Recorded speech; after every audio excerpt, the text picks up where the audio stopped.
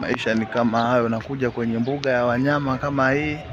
Hii ni mbuga ya wanyama. Unaangalia wanyama vile unataka, unaangalia wanyama vile unajisikia, unaburudika, unaenjoy, unafurahia na familia yako. Kama ni mtu wa familia, kama ni bachelor, okay, unakuja kujienjoy. Maana yake maisha mafupi. Sasa hawa wanyama wewe unawaona tu kwa TV, labda unawaona kwa mapori kwa mbali, lakini hawa kuna mtu anawafuga.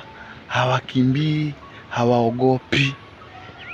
Hawakimbii wala hawaogopi.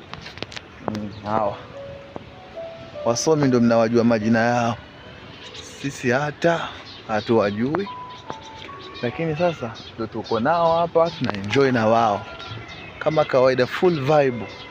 Hapa ni park. Hii inaitwa traditional park. Traditional park, tuko hapa kama kawaida.